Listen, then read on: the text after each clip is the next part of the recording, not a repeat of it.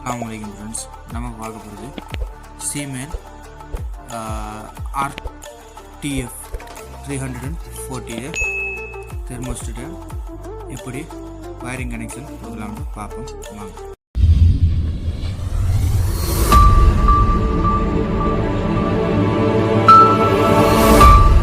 Hello friends, நம்ம பார்க்க போகிறது சீமென்ஸில் தெர்மோஸ்டேட்டு.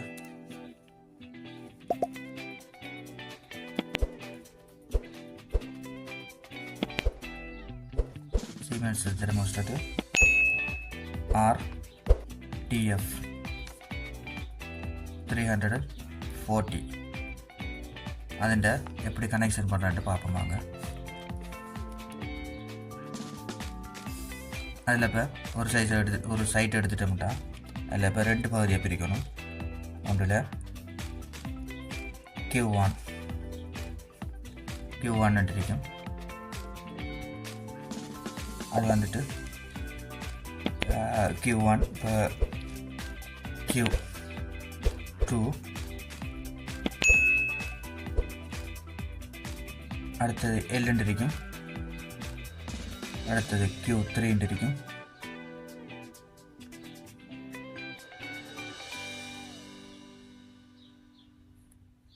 அடுத்தது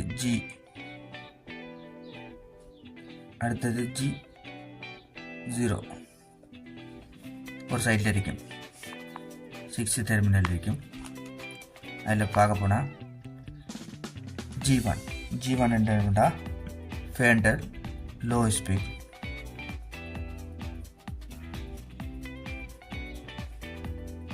அடுத்த G2ன்னு பார்க்க போனோம்னா மீடியம் ஸ்பீட்.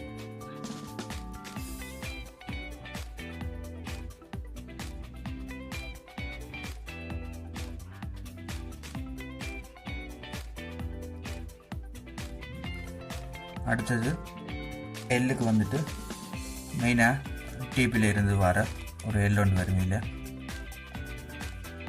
அதாவது 221 வோல்ட்டோட இது வந்து நம்ம இப்போ ஃபேனுக்கு கொடுக்க போகிற கனெக்ஷன்ட்ட ஃபேனுக்கு ஸ்பீடுக்கு கொடுப்போம் தானே, அதுக்காக வந்து யூஸ் பண்ணுற 220 வோல்ட்டு தான் இது. அடுத்தது Q3 high speed.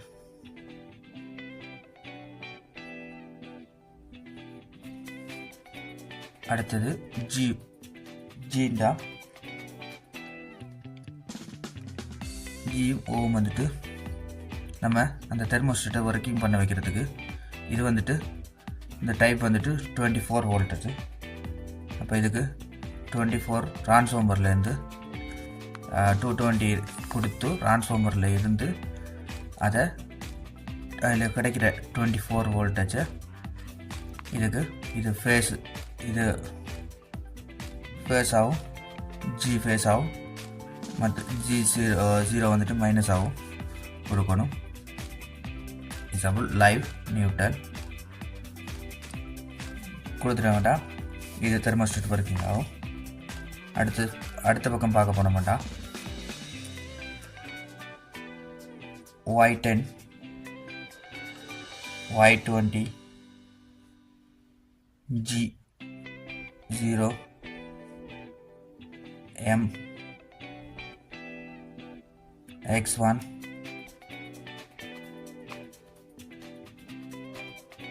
X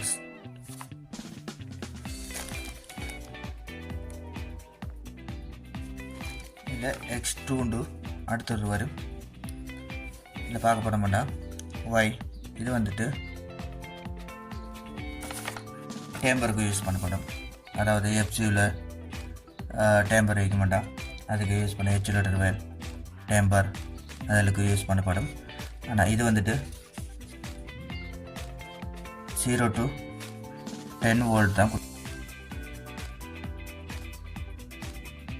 0 to 10 volt தான் கொடுக்கும். இதில் இந்த ஹெச்லேட்டர் இருக்குது. இது வந்துட்டு கூலிங்க்கு யூஸ் பண்ணப்படும்.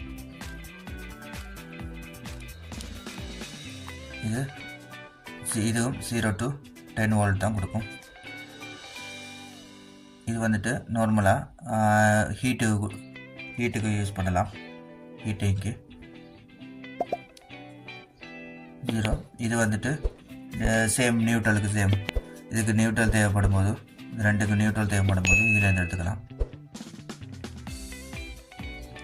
இந்த நியூட்ரல் அதாவது இந்த 10 வோல்ட்டுக்கு கீழே இதுக்கு ஒரு நியூட்ரல் தேவை எக்ஸிலேட்டர் வேல்யூவுக்கு தேவைப்படும் போது இதில் இருந்து எடுத்துக்கலாம்.